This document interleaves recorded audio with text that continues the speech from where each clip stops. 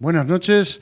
Esta noche de viernes vamos a traer muchas novedades, pero sobre todo vamos a empezar por el principio, cabecera.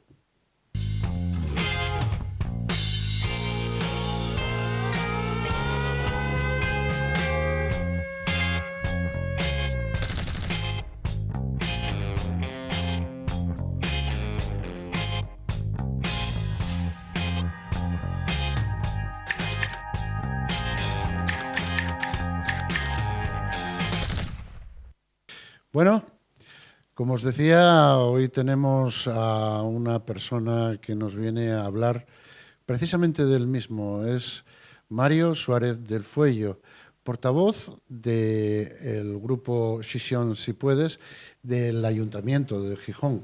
Buenas noches, Mario, ¿cómo estamos? Buenas noches, muy bien. Yo quisiera empezar a hablar contigo porque lo que decíamos antes de que empezaran a emitirse, hablamos de los políticos, pero hay un trasfondo humano que me gustaría sacar siempre al exterior y por eso quiero preguntarte lo primero, ¿quién es Mario del Fuello? Mario Suárez del Fuello. Pues Mario Suárez del Fuello es una persona que tiene 62 años, que hasta el año pasado trabajó en la enseñanza, es decir, hasta el año pasado era director del Colegio Jovellanos de Gijón, y es una persona que no nació en Gijón, sino que nací en Moreda de Ayer. Es decir, yo soy ayerano y allí desarrollé mi infancia hasta los 10 años. Es decir, en Moreda de Ayer, en el barrio de San Isidro y posteriormente en el barrio del Carmen, en Les Colomines. Es decir, hijo de un minero, de un picador, que a los 36 años se tuvo que jubilar por la silicosis, y el mayor de 4 hermanos. Si tuvieras algún recuerdo de esa niñez, ¿a dónde te llevaría?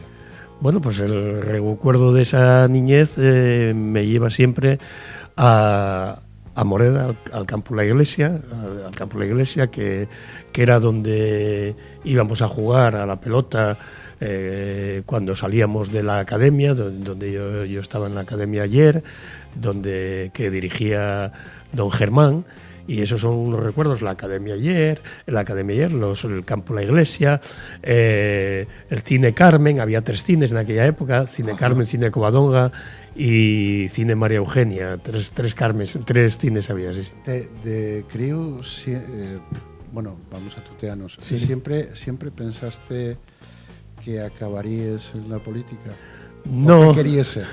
No, de crío no pensé en la política, ni mucho menos, ¿no? De crío, pues disfrutaba de lo que podía, con el balón, que era fundamentalmente a lo que podíamos jugar. No había otras instalaciones y poco más. Es decir, estudiabas lo que podías, jugabas lo que podías, y de crío no tenía ninguna idea sí que tenía la idea de lo que estaba viviendo mi familia, de las dificultades que pasábamos en casa, como en tantas casas. Una familia con 4 hijos y un padre con una pensión de la minería, que tenía que hacer otros trabajos. De hecho, era cobrador, para poder mantener la familia, era cobrador de seguros de Santa Lucía. Es decir, bueno, y un poco el día a día, ¿no? Esto mientras tengo un recuerdo ahí del último de los años que pasé en Moreda de infancia. Tengo un recuerdo de que en torno al 60 y pico se retomó algo que ya existía, pero que había quedado perdido y que luego fue tomando auge, que fue los humanitarios de San Martín. En el año 68, 67 se retomó, fue un recuerdo que tengo, de los cuales humanitarios de San Martín ahora es presidenta una tía mía, Esperanza del Fuello. O sea, bueno, entonces la vinculación es toda, ¿no?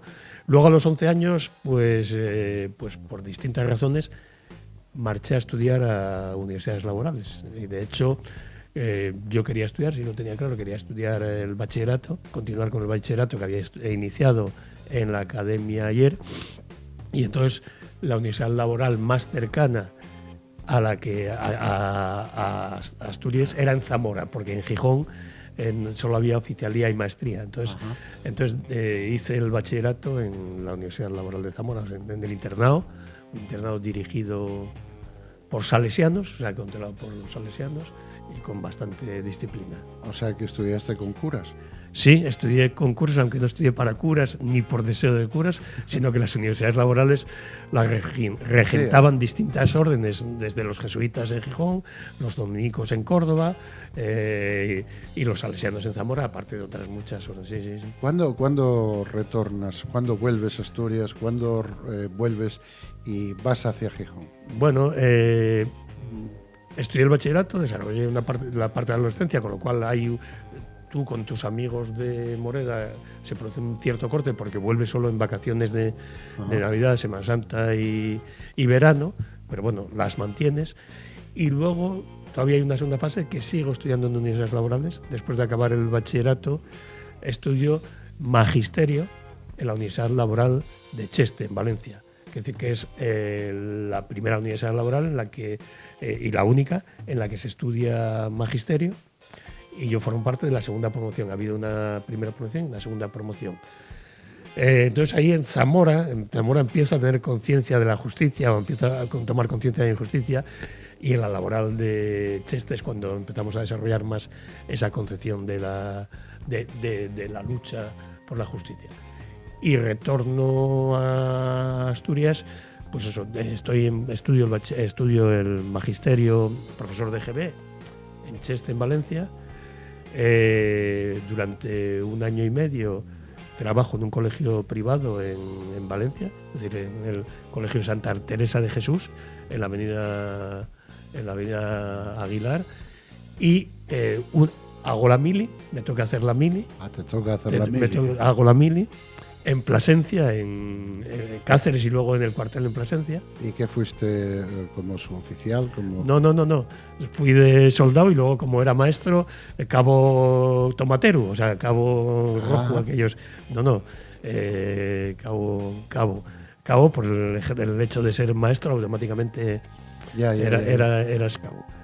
Y retorno, por las oposiciones de magisterio aquí en Asturias, y retorno a los 25 años, retorno a Sisión.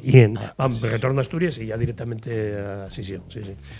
O sea que digamos que a los 25 años ya empiezas a pelear dentro de lo que es tanto lo laboral como lo político.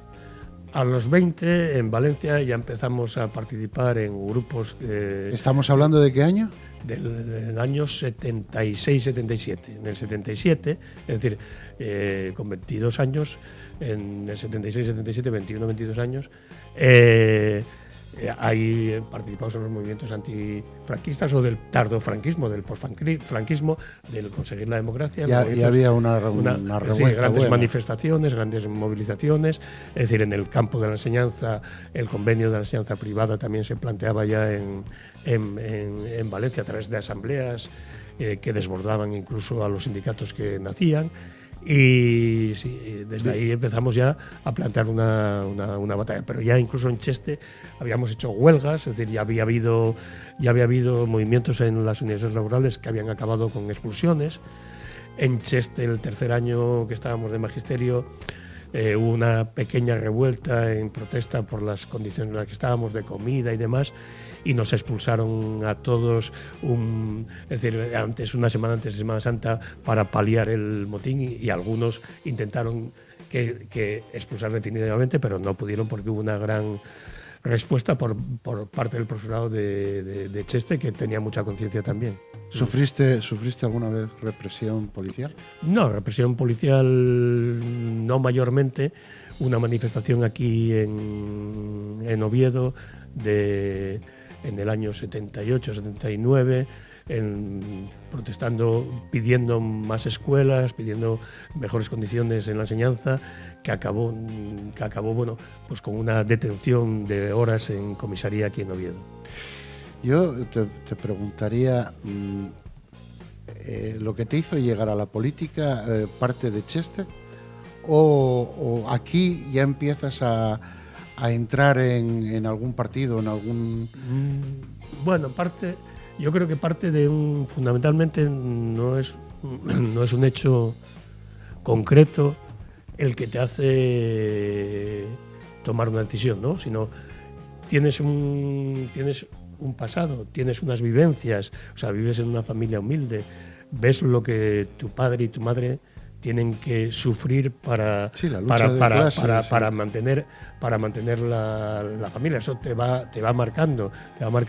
Luego, a la vez, vas viendo las injusticias que estás viendo es decir, las injusticias generales, es decir, y concretas que se daban en donde tú estudiabas, en laboral, en Cheste y luego en la ciudad. Y a partir de ahí vas tomando conciencia sindical y conciencia política, es decir, y vas creando se va creando una lucha contra la injusticia. Quiero decir, yo fundamentalmente en esa época pues era una persona inconformista, en el sentido de que todo lo que te pareciera injusto, peleabas por ello, ¿no? Voy a hacerte una pregunta romántica. ¿Tú crees que algún día todo cambiará? Yo sigo creyendo, afortunadamente sigo creyendo que todo tiene que cambiar, ¿eh? Es decir, a mi edad, a mis 62 años, creo que todo tiene que cambiar. Es decir, ya no creo en la revolución global, es decir, desgraciadamente, pero sí que creo en las revoluciones parciales, en las revoluciones pequeñas, y en la transformación, de que es necesario transformar esta sociedad, porque si no, esta sociedad acaba con nosotros. O sea, es que es así desde el punto de vista ecológico, desde cualquier punto de vista, ¿no? Yo te iba a preguntar, tenemos en Gijón ahora mismo una abierta, nos dicen que los medios, que si se rebaja la cuantía de lo que se está pidiendo con relación a la renta social, que nos tendrán en pie de guerra. Hablas que si el Ayuntamiento de Gijón baja esa cuantía, vais a tener una guerra por tierra, mar y aire. Palabras textuales sacadas de un periódico regional. Sí. Antes de entrar en eso, voy a entrar, pero antes de entrar en eso tengo que hacer otro aspecto que no señalé de mi vida, porque fue trascendente en Asturias. Favor. Quiero decir, y es cuando yo vuelvo a Asturias, a partir del año 82, entro en el sindicato de enseñanza del SUATEA. Es decir, y esa es la parte más importante de mi desarrollo durante 10 años. O sea, estuve trabajando en SUATEA por la mejora de las condiciones de las trabajadoras y fundamentalmente por la escuela pública. Eso marcó mi trabajo en Asturias, fue lo determinante, ¿no? Es decir, ahí llegué en su momento a estar también, además de en la dirección de SUATEA, en la dirección estatal del sindicato, que era la USTE y luego los ESTES. Es decir, y eso marcó una parte muy importante se adaptaba perfectamente a lo que yo entendía, que era un sindicato que defendía no solo los intereses de los trabajadores, sino la escuela pública, y además era solidario con todos los movimientos. Eso marcó una parte de mi vida. Es que la parte, lo que escogiste ser, vamos a decir, magisterio, maestro, profesor, era una parte muy, digamos, muy peligrosa dentro del franquismo, porque esa persona podía hacer que los niños empezaran a tener una concepción de la vida muy, muy diferente. Véase los profesores republicanos o maestros republicanos y toda la represión habida sobre ellos. A mí ya no me tocó, afortunadamente, esa fase de represión, pero sí recuerdo, yo los últimos años los desarrollé de enseñanza, los desarrollé en el Colegio Jovellanos de Sion, y el que era anterior director, el que me antecedía a mí en la dirección, Juan José Porta, siempre me comentaba una anécdota, que el día que murió Franco, él apareció en el colegio con una corbata roja y que el director le obligó a cambiar esa corbata roja por una corbata negra, ¿no? Sirva esta anécdota del año 75 para ilustrar cuál es la situación. Y también entronco con el Colegio Jovellanos, que fue una parte muy importante de mi vida y donde desarrollé un proyecto de colegio importante, donde se transformó un pequeño colegio viejo en un colegio nuevo y en un colegio del centro de la ciudad grande. Pero ahí enlazo también con otras de las cuestiones que me planteabas. En ese colegio, aunque mucha gente no se percate, yo le aconsejo que cuando camine por la calle La Merced se pare delante del Colegio Jovellanos, de ese edificio azul, y verá una pequeña placa muy discreta de homenaje a los maestros republicanos que fueron represaliados. Quiero decir, eso fue durante la época que yo era director, es decir, se aprobó, fue una propuesta de la compañera Carmen Rúa, que era concejala de Izquierda Unida, que ya fallecida, y eso, entre Carmen Rúa y yo, llevamos adelante ese homenaje a las maestras y a los maestros republicanos, que enlaza con lo que tú me decías de aquella represión que hubo durante de aquellos que fueron fieles a la República y que eran un peligro porque transportaban la cultura, la crítica y demás, ¿no? Es increíble que la cultura y la política tengan caminos iguales, ¿no? Cuando yo creo que la cultura es cultura y la política es como el amor y el sexo, vamos. Y enlazo con la pregunta que me hacías, que es el tema de la... Por tierra, mar y aire. Sí, por tierra, mar y aire. Y de la renta social, ¿no? Hay veces que hay que... Bueno, cuando empiezas a dedicarte a esto, hay veces que te das cuenta que a veces tienes que utilizar metáforas porque si no, periodísticamente no calan los mensajes, ¿no? Entonces, hay mensajes como este que calan, ¿no? Es decir, el asunto es muy claro. Nosotros en el año 2016, para los presupuestos del 2017, exigimos al equipo de gobierno del Ayuntamiento de Gijón que uno de los elementos fundamentales era el ser innovadores y crear una renta social municipal que abarcara y que ayudara a las familias que tienen más necesidades en nuestra ciudad. Cuando eso lo planteábamos, pues bueno, es decir, costaba que se entendiera. Es más, esa renta social que se desarrolló no es la que nosotros quisiéramos, porque había un aspecto que mi compañera Fanny puso sobre la mesa en el primer momento, y era, en Sisión hay gente, es decir, que no tiene, o sea, que cobra 0 euros o que cobra por encima de 200 euros, es decir, y sobrevive, no se sabe cómo. O sea, hay pobreza en nuestra ciudad, hay pobreza y no pobreza estadística, hay una pobreza que está invisibilizada, hay unas clases medias que se han empobrecido, y entonces la renta social lo que pretendía era abarcar eso. Esa renta social abarcó a esas clases medias empobrecidas, llegó a una parte de la pobreza y no llegó a otra parte, que es lo único que lamentamos, que es la gente que tiene ingresos cero por contradicciones del sistema, del salario social y demás. Bueno, eso que nosotros consideramos que tiene dos efectos, que cuando nosotros decimos desde Podemos que el bienestar social no solo es ayudar a la gente que más lo necesita, no solo es redistribución de riqueza, sino que es una inversión. En el caso de Sisión lo ratificamos de una manera, que es que la Unión de Comerciantes fue un aliado fundamental a la hora de la renta social. ¿Por qué? Porque ese dinero va al comercio local, no al comercio de fuera, no a las grandes superficies, va al comercio local. Y esa renta social está repercutiendo en la economía local y en la economía del comercio local. Entonces, un proyecto que funciona, un proyecto que va bien, lo que nosotros decimos desde Podemos y desde Sisión Si Puede, es que no se puede, bajo ningún concepto, acabar con él. Hay un problema presupuestario, no hay presupuestos del 2018, no hubo acuerdo, y hay un problema que se llama regla o techo de gasto, que es un invento del PP y del señor Montoro, parte de la modificación del artículo 135 de la Constitución que hicieron de acuerdo PP y PSOE, es decir, y la ley de estabilidad, es decir, que hay que ahorrar, es decir, y no se gasta nada.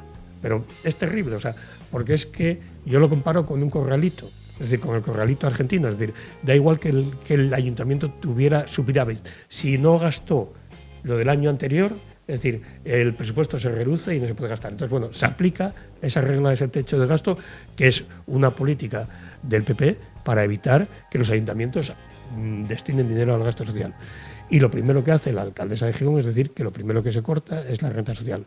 Entonces, es ahí cuando nosotros decimos la renta social no se toca y vamos a defender la renta social por tierra, mar y aire.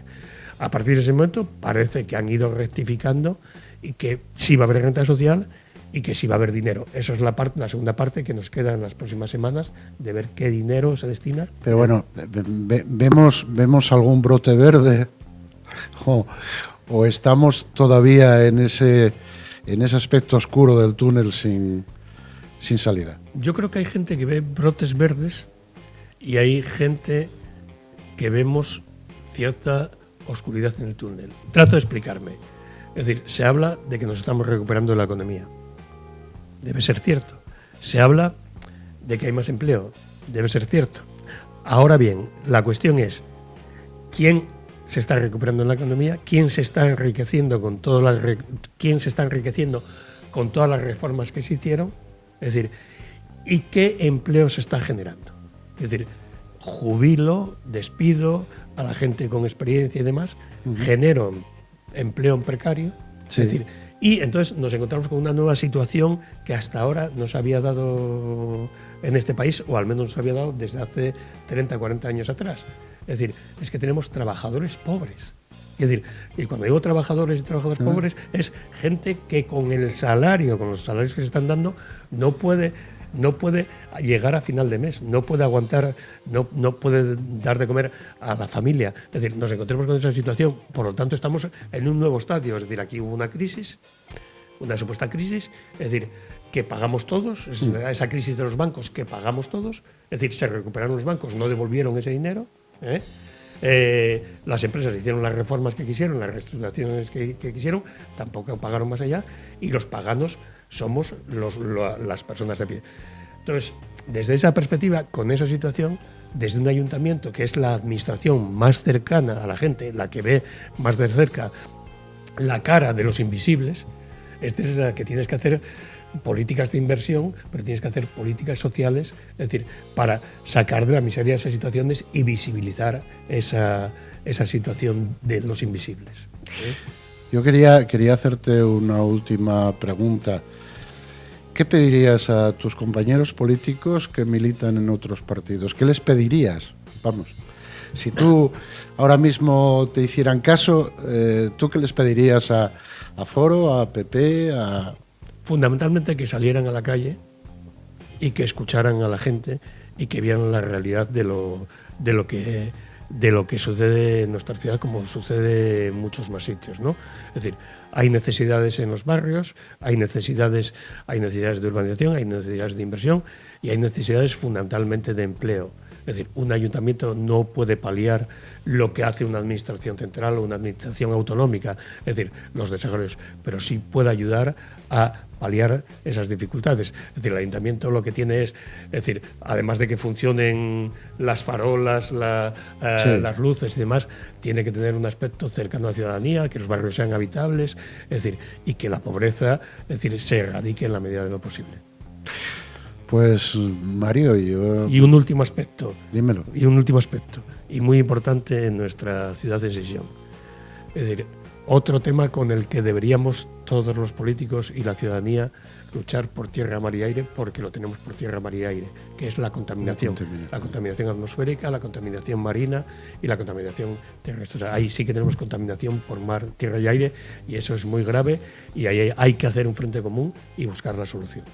Y deberíamos buscar no solo en Gijón, sino en toda Asturias, porque... En toda Asturias. Sí, hay un tema, por ejemplo, que yo ahora acabo de venir hay un tema de eso con el que te sensibilizas ante la situación. Acabo de venir de comprar una farmacia, de comprar unos analgésicos. Y la primero que dije, no, plástico no, es decir, hay que empezar a tomar conciencia, por ejemplo, lo que está generando los plásticos. Hay que plantearse que los supermercados no pueden seguir ni vendiendo plásticos, sino que hay que trabajar en todo caso con papel o con otra forma, algo reciclable, porque el plástico nos está matando y demás, ¿no? Pues, Mario, yo agradezco muchísimo el que hoy estés aquí con nosotros, que hayas mostrado tu cara humana y también la parte política que corresponde a la situación, y agradecerte eso, el que una vez más puedas estar aquí en el búnker con nosotros y poniendo cara a Mario Suárez del Fuelle. Muchas gracias a ti. Y a vosotros, acordaros, ponemos el correo, que es el búnker en minúscula con K, @esasturias.tv, y el que se vaya, que no se vaya, porque seguimos, pero vamos a unos minutos de publicidad.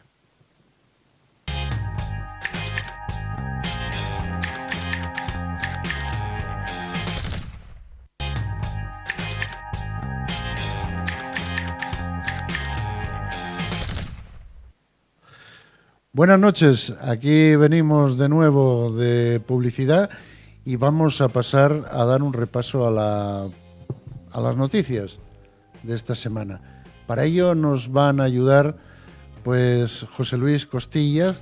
Buenas noches. Buenas noches. Dije Costillas. Muy bien. Que es el secretario de comunicación del Partido Ciudadanos para Asturias. Y está René Álvarez. Buenas noches. Buenas noches.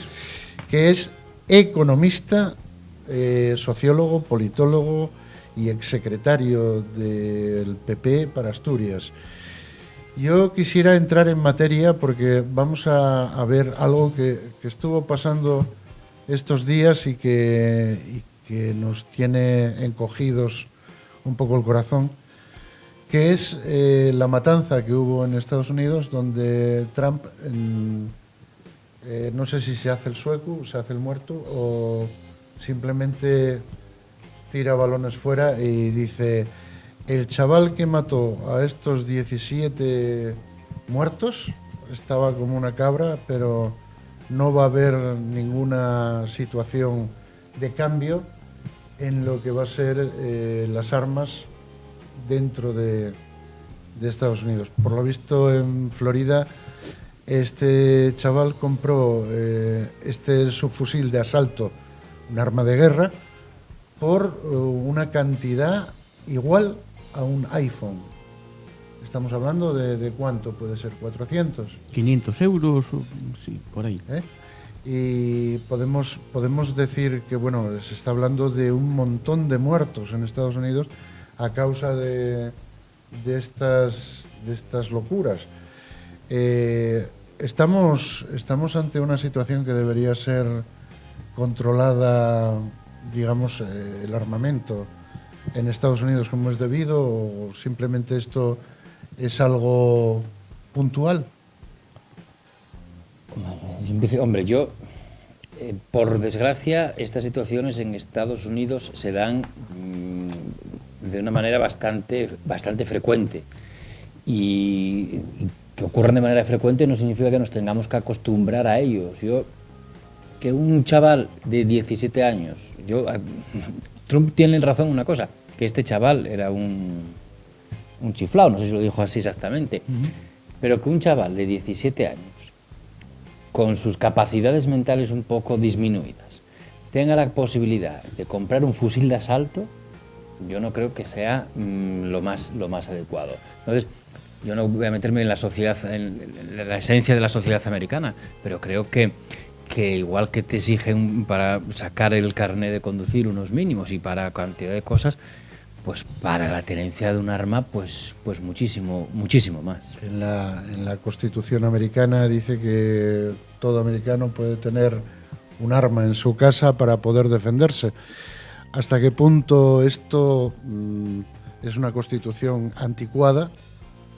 Porque, claro, estamos hablando de cuándo se hizo la Constitución americana. Estamos hablando del siglo XVIII. Bien, claro, todo el mundo debería tener un arma en casa para defenderse... Del rey inglés. Del rey inglés. Del rey inglés. Pero es que hoy en día esto yo creo que es anticuado, ¿no? Sin duda alguna. Forma parte del acervo cultural político norteamericano. Eso es algo indudable. Y de hecho, las tesis de la Asociación del Rifle van por ahí, ¿no? Es que esto es algo consustancial a la Constitución norteamericana. Bien, yo no voy a ponerme a discutir o no eso. Es decir, mi modelo es el europeo, donde hay un control férreo en relación a la tenencia de armas.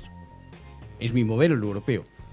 El modelo norteamericano, no americano, norteamericano es un modelo muy especial que, desde su punto de vista, plantea puntos de defensa interesantes. ¿Cuál es mi opinión? Mi opinión es que los norteamericanos tendrán que decidir en algún momento si mantienen o no esa tradición constitucional, si mantienen o no. Pero caso de mantenerla, desde luego la regulación tiene que ser una regulación muchísimo más estricta. Lo que no es de recibo es que un señor sin ningún tipo de pruebas, de acreditaciones, de pruebas médicas, pues puede acceder a un arma, es decir, comprar un arma. Es algo absolutamente insólito. Estamos hablando de un arma de guerra. No estamos hablando de un subfusil ametrallador. Sí. Sí, un arma, evidentemente, de guerra, sí, que se utiliza en Se operaciones de utilizó en combate. Afganistán. Exactamente.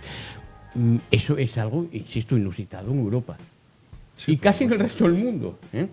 En cambio, es algo permitido en Estados Unidos. Es decir, que armamento de guerra, bueno, o cualquier tipo de armamento, prácticamente sin control. Prácticamente sin control, en la práctica. No digo que no haya controles formales, los hay. Pero al final el resultado es el que es. Es decir, al final podemos decir que no hay controles. Podemos decir que no hay controles. Y pues estamos viendo que cada poco hay episodios tan dramáticos como los que están pasando. Ha habido un presidente, el último presidente, el anterior presidente de Estados Unidos, Obama, que intentó hacer algún tipo de limitación. Pero la Asociación Nacional del Rifle es mucha Asociación Nacional del Rifle y la historia americana es mucha historia americana. Y por lo tanto ahí no se pudo hacer ningún avance en esa dimensión. Yo, el presidente Trump, no sé qué programa tiene sobre este tema, no lo sé, si tiene alguno, no lo sé, pero la cuestión está encima de la mesa y me temo, desgraciadamente, que este no va a ser el último episodio. No, por supuesto, y lo de qué plan tiene tampoco creo que lo sepa ni él mismo. Claro. La verdad es que a veces, y hablo con relación a las reformas dentro de una Constitución, a veces hay que no tener la Constitución como algo palabra de Dios, sino algo que hay que ir reformándolo en función del tiempo, del espacio y de la situación en la que se vive el ciudadano. Y hablo esto con relación a reformar también nuestra Constitución. A ver si en algún momento se ven esos aires. Hombre, yo no conozco la Constitución americana, es cierto. Lo cierto es que la Constitución no deja de ser una norma jurídica, y como tal todas tienen un procedimiento de reforma. En el caso de la Constitución española, que es la que conozco más, ha sufrido únicamente 2 modificaciones, la del 135 y la que se hizo con motivo de facilitar el voto a los residentes europeos en los ayuntamientos. Pero el título 10 de la Constitución está ahí, regula la reforma, y el problema la característica de nuestra Constitución es que es una Constitución rígida, y una reforma que quiera modificar pues el título 2, los derechos y los deberes fundamentales y la esencia de la Constitución, pues requiere cosas tan simples y tan complicadas para los partidos políticos como disolver las cámaras y convocar unas nuevas elecciones generales, incluso un referéndum. Lo cierto es que hasta ahora ni hubo acuerdo para reformarla. Yo creo que nadie se ha puesto de verdad a reformarla porque dicen, es que yo, que estoy gobernando, por reformar la Constitución voy a tener que disolver las Cortes y someterme a unas nuevas elecciones. Pues igual, eso lo que hace es que muchos partidos políticos sean cobardes a la hora siquiera de ponerse a discutir la procedencia o no de modificar la Constitución.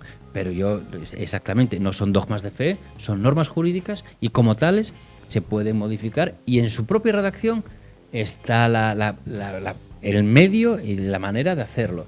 ¿Voluntad política para hacerlo hay? ¿La ha tenido realmente alguien? ¿Tú qué dices, Rita? Bueno, hay 2 cuestiones. La primera, cerrando el tema de los rifles de Estados Unidos, sí plantea una reflexión, que es que hay que considerar todos los puntos de vista. Yo he dejado clara la postura que tengo, corregida y aumentada. Uno, como sabe usted, Medina, es objetor de conciencia, con lo cual, mire usted qué opinará sobre esto, ¿no? Bien, pero a la hora de tener en cuenta todos los puntos de vista, también hay que tener en cuenta los puntos de vista de los que defienden lo contrario. Usted le pregunta a un señor norteamericano que defiende la cuestión de la tenencia de armas, legal, de armas, y dice, es que claro, si hubiera habido un señor bueno con arma en ese colegio, pues a lo mejor hubiera batido al... Es otra forma de verlo, con la cual yo no estoy de acuerdo, pero yo tengo la buena costumbre de escuchar a todo el mundo y entender a priori que todos tienen parte de razón. Sí, precisamente yo lo comentaba con mi mujer, decía, si ahí hubiera tenido un reflejo de alguien armado y que se hubiera enfrentado a él, posiblemente no hubiera habido toda esa cantidad de muertos. ¿O un muerto más? O un muerto. O un muerto O más. un muerto más también, claro. O un claro, muerto más. claro. O un muerto más, sí. Y ahora paso al siguiente punto que planteaste. De tuteo. Por favor, no. Al siguiente Y antes punto. estabas tratándome de usted Respetuosamente. respetuosamente. Y disciplinadamente incluso.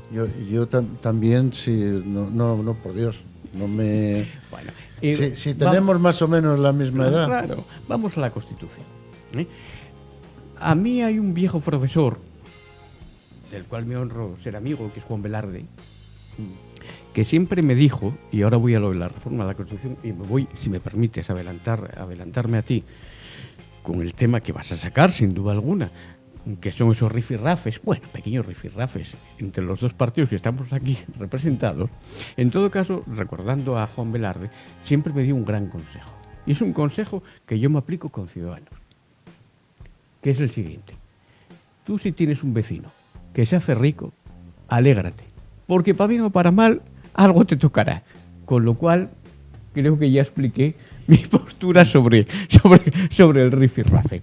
Mira, esto en primer lugar. En segundo lugar, la reforma de la Constitución. Evidentemente que nuestra Constitución es una Constitución que tiene resortes perfectamente dispuestos para su reforma. Es fácilmente reformable. Que exige una serie de formalismos, efectivamente, los que José Luis citó, bien, pero eso no significa que sea una Constitución excesivamente rígida. Es decir, es una Constitución que se puede reformar. La cuestión que me planteo, o que pongo encima de la mesa, es que cuando se reforma una Constitución hay que reformarla para algo. Y eso que parece una cosa obvia, no es tan obvio. Es decir, reformemos la Constitución, pero ¿para qué? ¿Hacia dónde vamos? ¿Sí? ¿Reforma la Constitución? Yo creo que sí. Hay que refrescar la Constitución, sin duda alguna. Pero sabiendo qué se va a hacer. No hacerlo por hacerlo.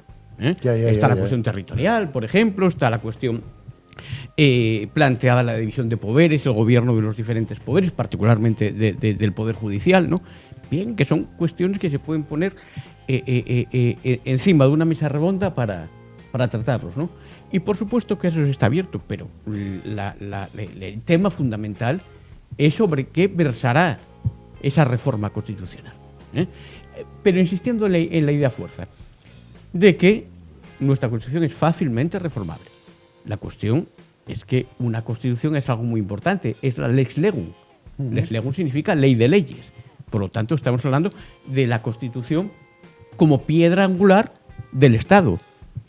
E incluso diría yo, desde el punto de vista jurídico, desde el punto de vista sociológico, del tipo de sociedad que nos queremos dotar o regular. Creo que es una cuestión importante, aunque el concepto de Constitución-Programa, que podemos entrar en otro momento en él, también es algo que quizá está en crisis en este momento, que no se ve, pero también la Constitución, por lo menos esta Constitución que tenemos, plantea un programa político. ¿Sí? Cuestión que no se debe desconocer. Había una cosa que era con relación a las votaciones y la forma de ver los votos a la hora de hacer una reforma dentro de la Constitución para que... No, en este caso la reforma sería más bien de la ley de régimen electoral, sí. Del régimen electoral general. Y después hay dos cuestiones que se mezclan y que son muy diferentes. Una cosa es la regla a través de la cual se establece la proporcionalidad, que en este caso es la regla de Home, y otra cosa es la distribución de los diputados. Hay una cuestión territorial y otra cuestión, por decirlo así, matemática, pero que son dos cuestiones diferentes, era como... relacionadas sin duda alguna, pero diferentes. Y yo también dije aquí en algún programa anterior que la ley de régimen electoral general que tenemos no deja de ser una ley refundida de 3 leyes que datan de la transición. Si estamos hablando de 40 años o va para 40 años. Sí. Por lo tanto, la revisión del sistema electoral también es una cosa sólita, sin duda alguna que es una cosa sólita. Ahora bien, y aquí habla el politólogo, no el economista ni el sociólogo, siempre hay una anécdota que se cuenta en politología, que es que cuando un gobierno acude a la reforma de una ley electoral, generalmente es víctima de ella. Es una verdadera paradoja. O sea, que acaba siendo... víctima de la propia ley. Hombre, yo un apunte nada más. En este tema, la única referencia constitucional en este caso a la ley electoral es que sí fija la circunscripción electoral a la provincia. Entonces ya te limita en ese sentido. Tú cuando haces unas elecciones siempre tu circunscripción electoral va a ser la provincia, excepto en las elecciones europeas, donde la circunscripción es nacional. Es decir, es siempre, aunque modifiquemos la ley de régimen electoral general, siempre vamos a tener que mantener esa circunscripción electoral. Podríamos empezar a debatir, eso sí, aquí en Asturias es necesario que haya 3 circunscripciones o no. Claro, es que a eso digo yo, por eso acudía a la ley de régimen electoral general y al desarrollo a través de leyes autonómicas, ¿no? Efectivamente está el precepto constitucional de la circunscripción provincial, pero también hay que tener en cuenta que hay circunscripciones a efectos de elecciones autonómicas dentro de las comunidades autónomas, por ejemplo, las 3 que tenemos en Asturias, e incluso otras cuestiones que están muy relacionadas, como establecer 2 vueltas, que en su momento se planteó, hace 2 años, se planteó poder tener un sistema de doble vuelta, bueno, incluso la propia regla electoral, ¿no? Es decir, son muchas cuestiones que están conexas. Insisto, han pasado 40 años y habrá que pegarle, habrá que ver la actualidad de la actual. Ahora bien, yo cuando hablo en privado, y ahora estoy hablando muy en privado, no está viendo todo Asturias, pero estoy hablando muy en privado. Bueno, estamos aquí muy en privado. Claro, cuando hablamos de circunscripciones electorales, ¿quién les va a decir a los de Teruel o a los de Soria que pierden su calidad o cualidad de circunscripción? Es más, por reflexionar un poco en voz alta, ¿no? Aquí se ha hablado muchas veces de que el sistema electoral perfecto es el inglés, con los distritos. Es decir, 1 y 1. Bueno, es el sistema electoral más injusto que hay. Yo he conocido ingleses, y además del Partido Laborista, del partido, que me dijeron, yo llevo casi 50 años votando en mi distrito y nunca logré que mi voto sirviera para nada. Es decir, yo soy un ciudadano del mundo cuyo voto nunca sirvió para nada. ¿Por qué? Porque siempre ganaban los conservadores. Con lo cual, él votaba y como sale o uno u otro, o un liberal, o un conservador, bueno, o X, ¿no? Pues al final su voto no servía para nada. De hecho, en las últimas elecciones inglesas surgió un fenómeno muy curioso, que era el de intercambio de voto. Es decir, en un distrito donde ganaban los conservadores siempre, el señor que era del otro partido votaba en representación y como correspondencia en un distrito donde ganaban los laboristas se cambiaban los cromos que al final, bueno, esto hasta cuantificado, pues unos 10.000 electores optaron por la permuta de votos, como curiosidad, ¿no? Yo ahora que os tengo aquí yo no siento mucho frío, pero se habla que tanto Rivera como Rajoy como desde el PNV se habla de un congelamiento, debe ser el efecto invernadero que hay entre Ciudadanos y PP con relación a los presupuestos que tenemos que aprobar y que todavía no se aprobaron. ¿Qué está pasando? Yo creo que ahí el frío que siente el del PNV con el cuponazo que le acaba de tocar, pues es muy llevadero. Es muy llevadero porque yo me meto aquí en el bolso lo mío y lo del resto y venga, y el resto que se solucione lo suyo. Entonces el PNV al final una de las, yo creo, es una opinión, de las causas por las que surge Ciudadanos es para que esto no siga pasando. Es para que no haya 2 partidos que se turnan en el poder y se apoyan en otro partido nacionalista para perpetuar voy a poner comillas, un régimen en España. Entonces, y nosotros, pues yo creo que Ciudadanos no quiere entrar en ese juego y no creemos que tengamos que seguir siendo rehenes de los nacionalistas y darles dinero para conseguir gobernar un país. Entonces, nosotros con el Partido Popular, pues Ciudadanos lo ha tenido muy claro y le ha costado mucho. Ciudadanos en su momento se ha sentado con el PSOE y ha firmado 150 medidas. Y luego se ha sentado con el PP y ha firmado 150 medidas. Y hoy resulta que 100 eran las mismas. Fíjate tú, si pueden estar de acuerdo esos dos. Y sobre la base de esas 150 medidas que hemos firmado, pues vamos a ver si las cumplimos y llegamos al acuerdo en los presupuestos. Pero claro, lo que no vale es decir, esas 150 medidas, bueno, hombre, ya veremos. No, oye, vamos a sentarnos sobre la base de las 150 medidas que tenemos pactadas. ¿Que tú quieres seguir dándole 10.500 millones al año al PNV para conseguir su apoyo? Pues igual tenemos que cambiar la forma y vamos a hacer políticas que beneficien al resto. Igual tenemos que equiparar lo que se está dando al PNV en toda España. Pero bueno, déjame... No, es una cuestión René, muy interesante, por favor. sin duda alguna. Vamos a ver, empiezo por la última parte de la intervención de José Luis. Y volviendo a la metáfora de los vecinos. Hasta hace 3 o 4 años, y hablo por mí, Es decir, yo no vengo aquí como portavoz del Partido Popular, ni muchísimo menos. Vengo como portavoz de mí mismo y a veces incluso lo dudo. Bueno, bien. Pero hablando, insisto, desde la última parte de la intervención. Yo hace 3 o 4 años tenía solo un vecino. Es decir, en mi escalera solo tenía un vecino, que era el PSOE. Es decir, yo mi frontera ideológica y política era el PSOE. Ahora resulta que ha llegado uno nuevo, que es Ciudadanos, pero sigo teniendo 2 vecinos. Sigo teniendo como vecino al PSOE y sigo teniendo como vecino, o tengo ahora como vecino a Ciudadanos. ¿Y Podemos estar en el sótano? No Podemos no es vecino, estará en el piso arriba o el piso abajo, no lo sé. Pero bueno, los vecinos, ¿de qué estoy hablando? Pues estoy hablando del centro, evidentemente. Estoy hablando del centro, evidentemente. Entonces, hallándonos ubicados, evidentemente hay matices. Hay matices, y con Ciudadanos tenemos algunos matices legítimos y enriquecedores, además. Cupo vasco, que por cierto es algo contenido en la Constitución expresamente, española, expresamente. Cupo vasco, bueno, pues hay una forma, digamos, liberal de verlo, y quizá moderna, Es decir, esto es un anacronismo, quizá no, y hay una forma liberal social, que es la mía, de verlo. Bueno, existe una especialidad en el País Vasco, tradicional, que está en nuestra cultura constitucional, bueno, y que ha funcionado. Por lo tanto, yo soy defensor de ello. Hay una virimencia entre... Sí, evidentemente, hay una diferencia entre lo que plantea Ciudadanos y lo que planteamos nosotros, pero respetable en ambos casos. Respetable en ambos casos, ¿no? No todos los partidos somos iguales porque si no nos federaríamos, lógicamente.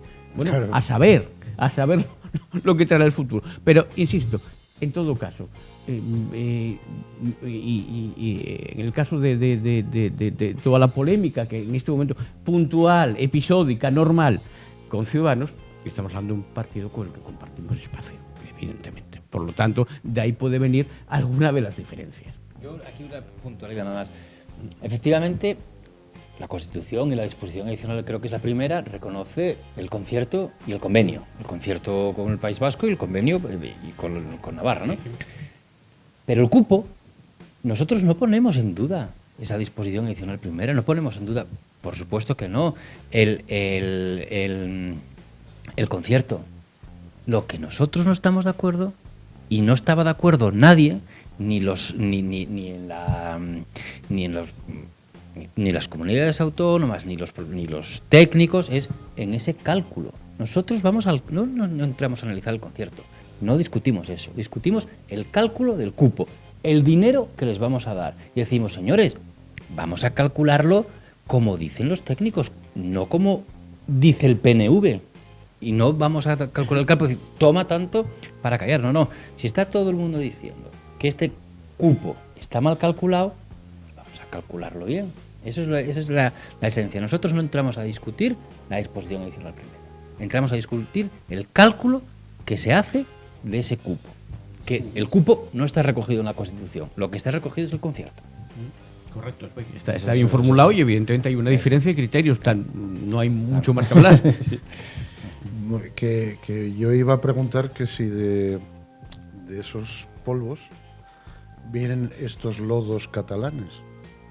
No, yo creo que no tiene absolutamente nada que ver. La realidad vasca y la realidad catalana son dos realidades diferentes. Quiero decir que posiblemente todo lo que pasa en Cataluña tenga que ver con que quieren más o menos la misma situación que el PNV.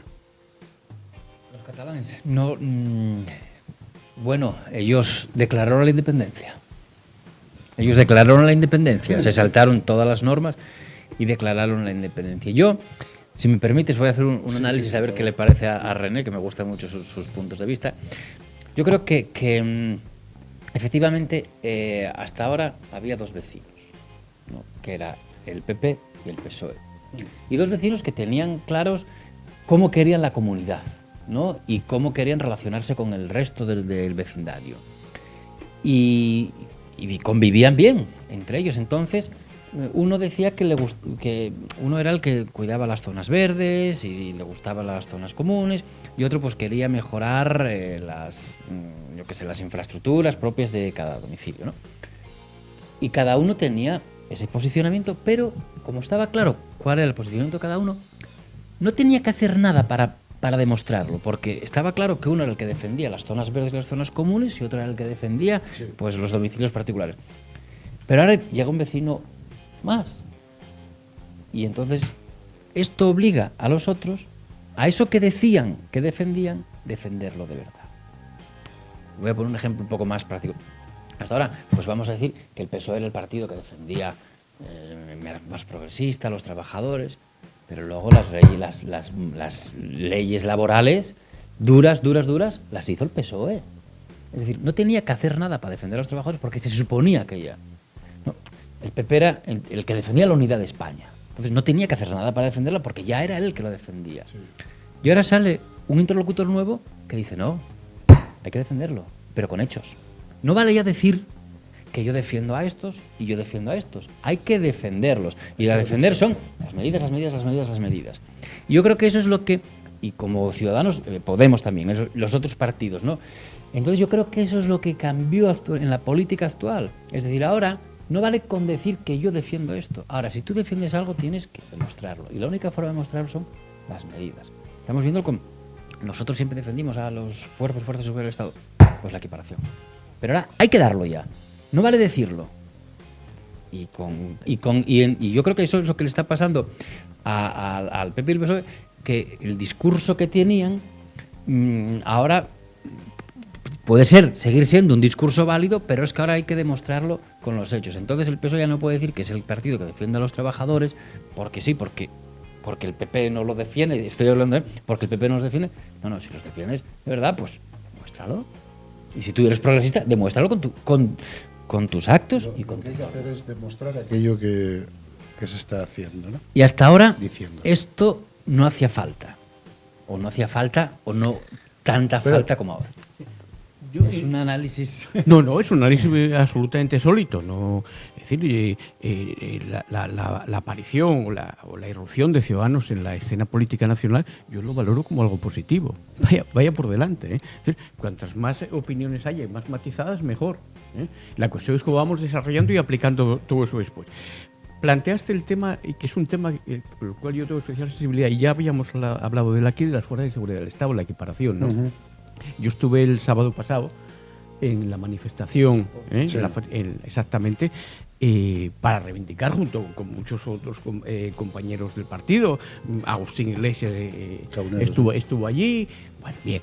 Incluso fue una manifestación muy bonita porque llegué a reencontrar personas que yo conocía y que desde hace mucho tiempo no he saludado. Por ejemplo, pues estuve, y es una cosa que me agradó mucho, recuperando una amistad, relación política, pues con Adriana Lastra, que estaba en la manifestación, ¿no? Y ahí estuve charlando con ella.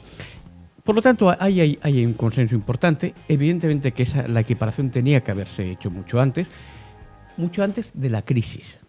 La crisis no lo permitía.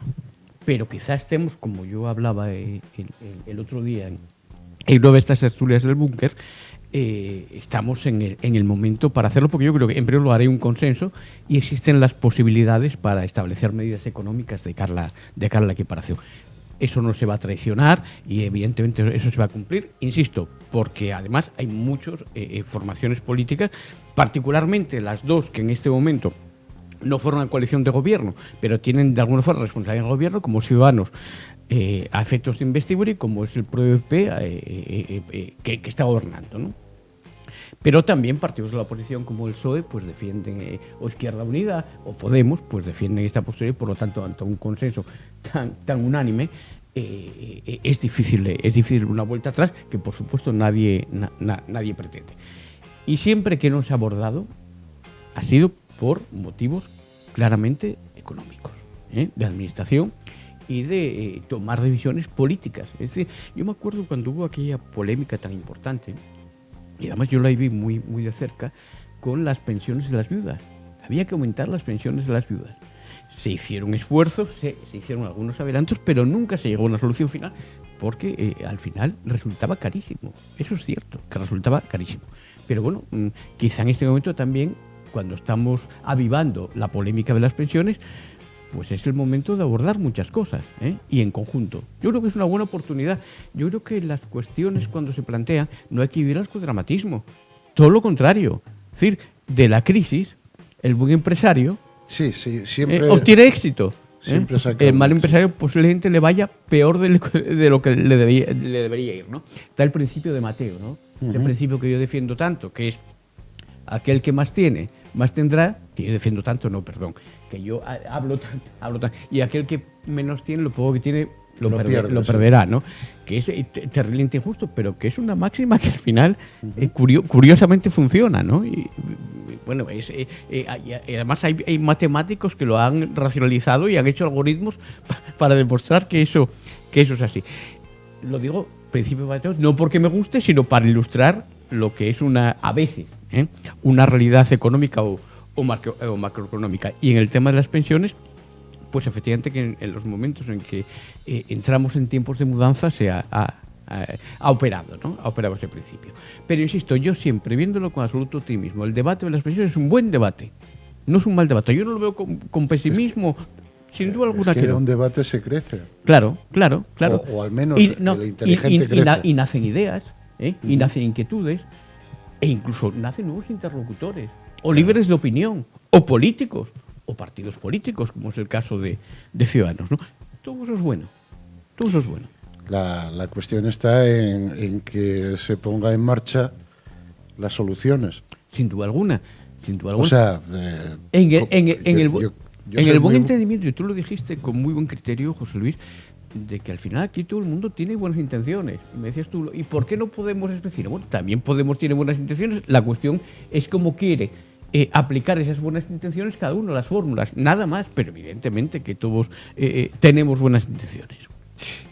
Hay otra cosa que está en el ambiente que me gustaría hablar con vosotros. ¿Cómo veis la prisión permanente revisable en estos momentos que está ahí flotando en el aire, entrar ayer estuve con un profesor de Derecho Penal hablando precisamente de la prisión permanente revisable y decía que estaba todavía flotando en el aire, que no se ve todavía. Hombre, lo primero que tenemos que ver de la prisión permanente revisable es qué va a decir el Tribunal Constitucional de ella.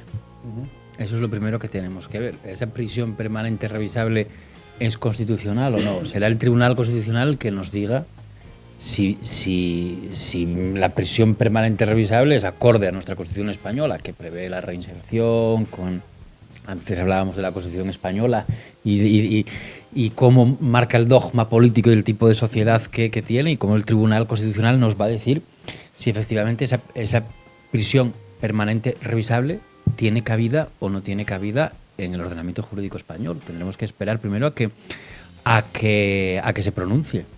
Es que me comentaba que aunque esté en 30 años y quiera seguir delinquiendo, si no está rehabilitado, no va a pasar nada, va a seguir delinquiendo, ¿no? Que la cuestión sería invertir más en apoyos psiquiátricos, en apoyos sociológicos para rehabilitarlo y no al menos lo que saco en conclusión, y no en mantener mucho más tiempo al reo dentro de la cárcel porque cuesta un dinero. Aquí hay que dar varias explicaciones. En primer lugar, efectivamente está la cuestión de ver qué decisión toma el Tribunal Constitucional. En segundo lugar, hay que matizar que es una ley que está vigente en este momento, y que la cuestión es si esa ley se retira o no se retira. Es decir, hay una abolición legal de la misma. Pero, matizando varias cosas. En primer lugar, solo hay un caso donde se ha aplicado esa ley, que es el señor de Galicia que mató a sus 2 hijas con una radial, ¿no? Sí, joder. Solo hay ese caso. En segundo lugar, que para aplicar la prisión permanente revisable tiene que haber decisiones de no sé cuántos jueces, empezando desde el instructor al que juzga y a los que conocen de los recursos. Por lo tanto, tiene que haber muchos jueces que tomen la decisión sobre la aplicación de esa pena. Y en tercer lugar, cuestión que no es menor, aquí nadie habla de coger la llave y tirarla y dejar a un señor metido en una celda. Nadie habla de eso. Aquí no se escatima ni un euro en rehabilitación, en educación, en psicólogos, en psiquiatras. Ni un euro. Es decir, el reo no está en una celda olvidado. El Estado sigue tutelándolo, como a todos los reclusos. Y buscando su reinserción, por supuesto, desde el primer día. Y eso viene perfectamente recogido en el espíritu de la ley. Claro, estas cuestiones pues a veces no son agradables. Por ejemplo, para mí el tema de la prisión permanente revisable no es un tema que me gusta hablar de. Yo preferiría que no lo hubiera, pero la realidad social es la que es. Y las cuestiones son las que son. Y a lo mejor, pues la propuesta que está haciendo el Partido Popular en este momento, de hacer incluso una ampliación de la ley para los casos en que haya la desaparición de a partir de un asesinato, la desaparición de un cuerpo, que eso también sea agravante, se pueda aplicar. Claro, aquí hay casos donde es que hay padres que no han tenido, es que no tienen ni el cadáver de su hijo o de su hija, en este caso de su hija, ¿no? Bien, todo hay que verlo. Que son temas desagradables, son muy desagradables. Por lo menos para mí lo son. Pero claro, cuando estás en política, cuando estás en lo público, hay que abordar todo. Lo bonito y lo no tan bonito. Es que se habla de, por ejemplo, el violador del Estilete, que según salió de la cárcel fue a violar. Claro. De profesión violador. Claro. Entonces, no estamos viendo que la cárcel solucione algo. No, y otra cuestión más. España era una isla en esta materia penal. Es decir, la legislación de la permanente revisable, la condena permanente revisable, en España no existía porque era una excepción respecto al resto de Europa. Esto existe en el resto de Europa. Y lo que se ha hecho, ni más ni menos, es aplicar lo que se está dando en Francia, en Alemania o en el Reino Unido, aplicarlo en España. Nada más, ni más ni menos. Pero insisto sobre la idea fundamental. El reo, desde el primer día, está tutelado por el Estado y se va a invertir todo el dinero que hay que invertir en su reinserción, desde el primer día. Y entonces ¿por qué hay...? Bueno, no estoy diciendo que todos los reos sean después reincidentes, pero sí que hay una minoría en la cual se nos escapa de las manos y reinciden. ¿Quién? Digamos, en este caso, como hablábamos antes del violador del Estilete, pero también cuando se dan casos de, al no haber trabajo, pues reinciden en los robos o bueno, pero en ese caso no es aplicable. Esta ley es absolutamente excepcional. Es para, yo creo que son cuando me lo comentaste, 7, 8 supuestos, sí, pero bueno, es absolutamente escandalosos, o sea, supuestos escandalosos. No sé, pues que un señor que mata a un niño, mata a un minusválido, o efectivamente un señor que mata al jefe del Estado o a un jefe del Estado extranjero. Bueno, cosas así, cosas así. Estamos hablando de una cuestión absolutamente excepcional. Y sin embargo, cuando hablamos de estos casos como... Y así todo revisable. Así todo revisable. Claro. Es que es el caballo de batalla. Claro. Al final puede ser que un asesino a los 15 años esté en la calle. Hayas matado a tus 2 hijos con una radial y a los 15 años estés en la calle. ¿Y eso parece justo? A Ciudadanos no. Sí, no. Yo estoy, a Ciudadanos no. Precisamente. Es normal. Estas cosas, al final, Es que, claro. No gustan, son cosas, insisto, muy excepcionales. Es Es, que es decir, no es aplicable a un señor que robe, demonios. El Esto caso es de aplicable a un Diana, monstruo. el caso de Diana Kerr, por ejemplo, que me comentaba. Ojo, pero bien entendido, este señor que tiene usted o que tienes tú aquí delante es un absoluto opositor militante y activista contra la pena de muerte y contra la cadena perpetua. Bien, y yo estoy defendiendo lo que estoy defendiendo. Un señor que soy yo, que está absolutamente en contra y es militante y activista contra la pena de muerte y la cadena perpetua. Queda bien claro, ¿no?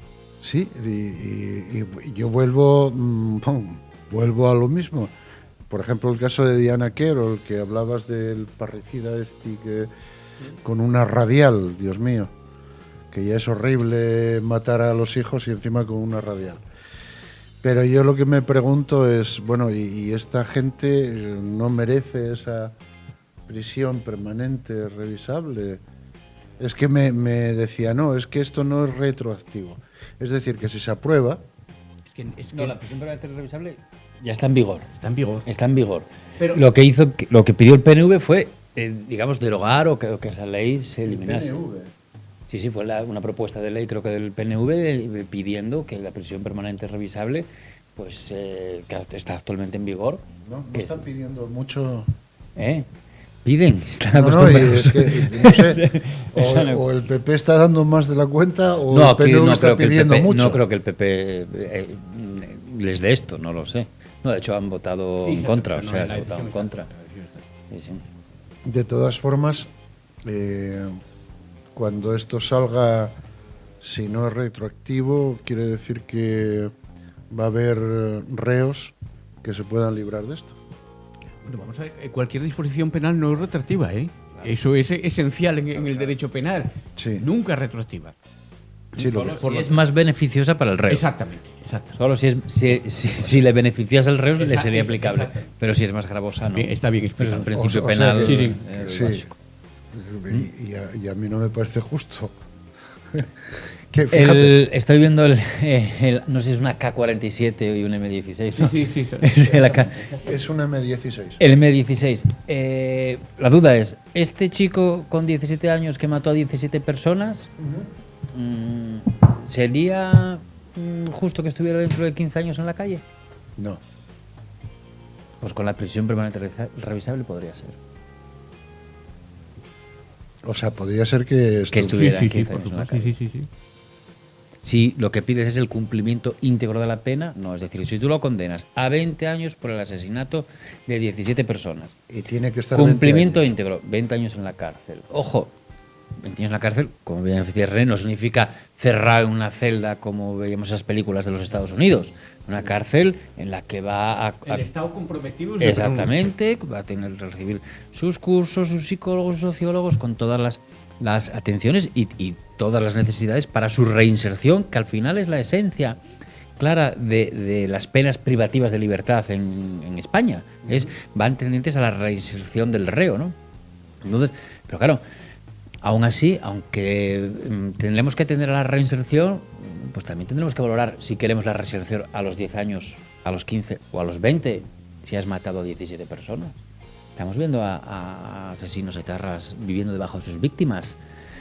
O de sus víctimas, no, perdón, que de sus víctimas, de los familiares de sus víctimas. Aparte que hablando de rehabilitación, que estamos en Oviedo, también tenemos que reivindicar Oviedo, que es Altamirano y la escuela de Oviedo y Melquiades Álvarez, Ya. que buscaban la reinserción y la recuperación del delincuente, ¿no?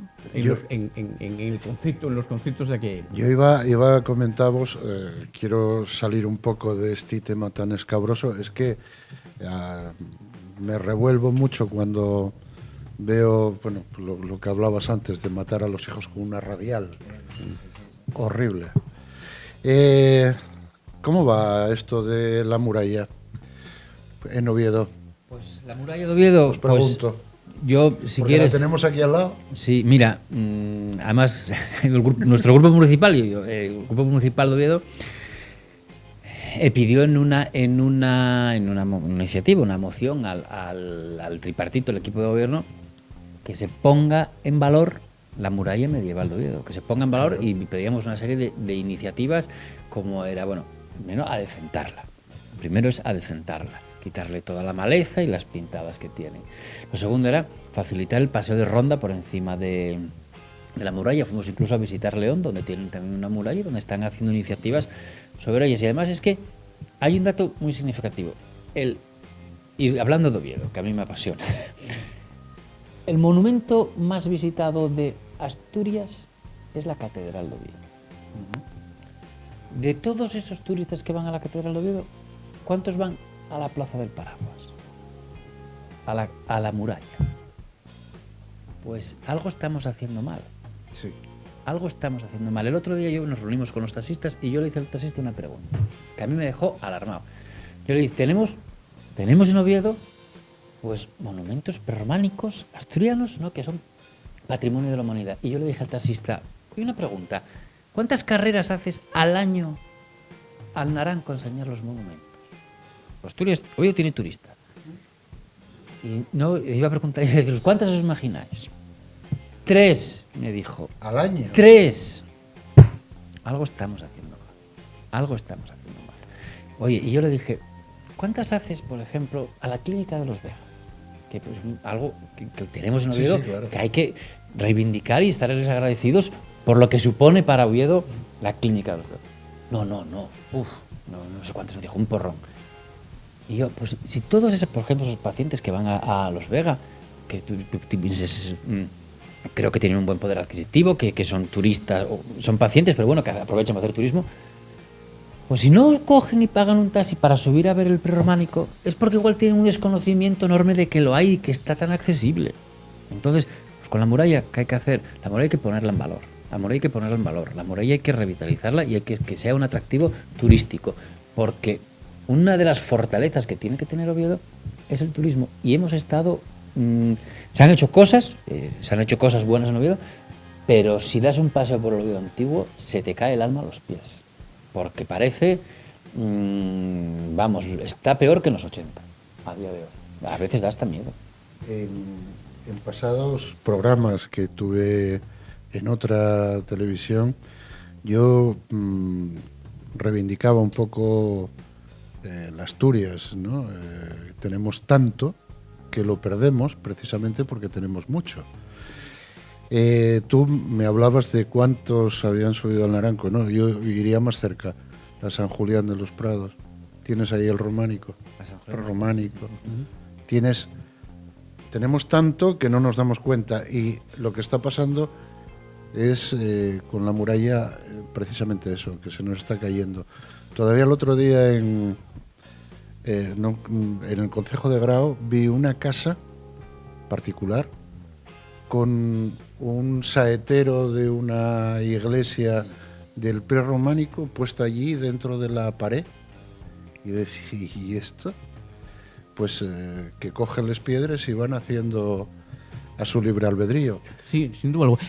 Vamos a ver, yo venía para aquí hoy, ya que habéis sacado el tema de la muralla. Yo venía mirando la muralla. Hay que abrir la muralla,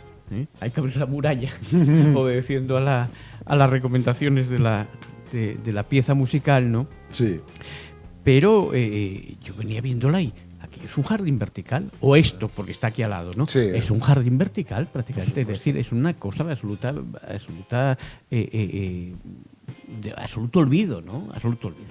Y estoy pensando, por ejemplo, en cómo están las murallas, por ejemplo, en Ávila, o en Lugo, sin ir tan lejos, por ejemplo. León. O en León, exactamente. Yo creo que es un buen ejemplo a la hora de tomar medidas cuanto antes. Ahora bien, no vale solo con limpiar la muralla, rehabilitarla, no hay que darle vida. Es decir, si no hay gente, no hay monumento. Está muerta, claro. Está muerto. Ese o cualquiera. Y después hay una cosa, cuando hablas tú del tema de Grao, que es muy interesante, que son los monumentos antiguos. Estoy hablando ya de Roma o incluso monumentos, castros prerromanos, ¿no? Que han servido de canteras. El Coliseo romano ha servido de cantera para hacer las casas de todos los burgueses romanos. Incluso del Vaticano. Incluso el Vaticano. Por lo tanto, es triste. consustancial, ¿no? Sí. Es triste. Yo quería pararme otra vez en Oviedo antes de que se nos agote el tiempo, porque creo que el PP, a los dos os lo digo, va a hacer en el Fontán un mercado gastronómico. ¿Tú crees que esa apuesta puede ser turística? Me vas a dejar decir una maldad. Una maldad. No solo te la dejo. Una maldad, me vas a decir una maldad. Que con la experiencia en mercados que tiene Caunedo, viendo el mercado de la Corredoria y el éxito que tuvo, me parece una iniciativa. Yo creo que hay que dar la bienvenida a todas las ideas que sean buenas para la ciudad. Y yo creo que revitalizar el Fontán es revitalizar Oviedo y es revitalizar el antiguo, y es una buena iniciativa. Y no hay que mirar quién la hace, sino el contenido. Yo creo que el Fontán es una joya y hay que potenciarla. Y puede ser una buena medida el que convivan los puestos tradicionales con otro tipo de puestos más novedosos, pues como ponía en el ejemplo el mercado de la Boquería o lo que está en la Plaza Mayor de Madrid, que me acabo de quedar en blanco con el nombre.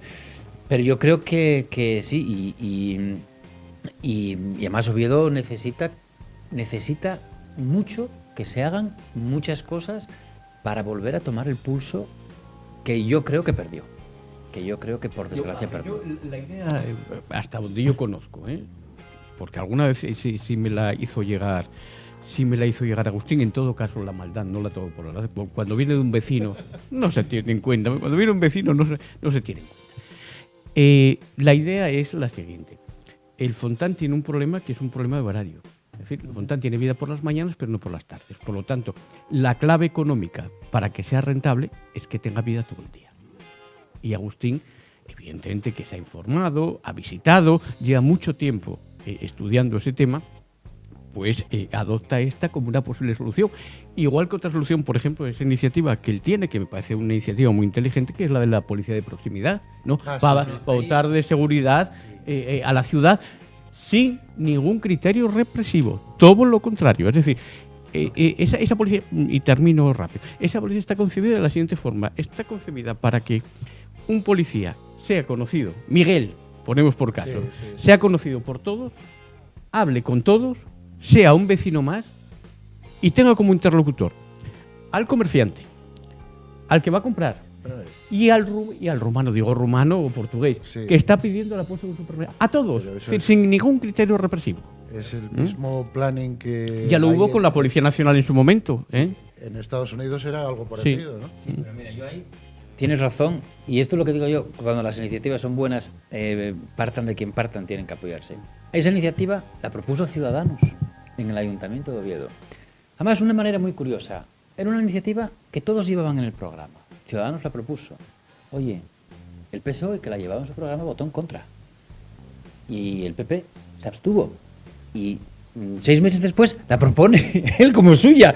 Digo, vamos a ver, vamos a ser serios. Si es una buena iniciativa, como yo me acabas de decir del Fontán, que es una buena iniciativa porque nosotros, ciudadanos, nos reunimos con los comerciantes del Fontán y es lo que están pidiendo los comerciantes del Fontán. Y exactamente eso, vamos a apoyarla. Entonces ahí yo creo que los partidos políticos tenemos que ya cambiar nuestra mentalidad, y cuando una idea es buena hay que apoyarla, venga de quien venga de quien venga. Por eso me hace gracia eso, porque digo, y se lo decía al PP el otro día, pero ¿cómo presentáis esto? Si cuando lo presentamos vosotros no lo apoyasteis y fue hace 6 meses. Cuando se habla tanto, a veces se mete la pata. No, pero no, la pata la metí yo. Que es aquello de decir, y la persona que está pidiendo rumano, portuguesa o española. Sí, es decir, hacer el matiz, que me parece que es una cuestión de formas muy importante. Es una cuestión de formas muy importante. La cuestión no está en quien lo dice, sino en quien lo escucha. Claro. O sea que... bueno, pero que quede bien subrayado. Sí, eso de la policía personal es una buena... Mira, hay localidades como San Claudio, localidades como Coyoto, que la mera presencia de un agente de proximidad puede hacer que bajen mucho los delitos que hay, que aunque sean menores, que hay en esas zonas, porque la simple presencia de aunque no sea represiva, sí ejerce una labor intimidatoria en el sentido de decir, oye, si está aquí el policía no voy a andar yo aquí Chorizando un coche. o un comercio. Compañeros, desde la zona al otro lado del telón de acero me dicen que nos quedan segundos.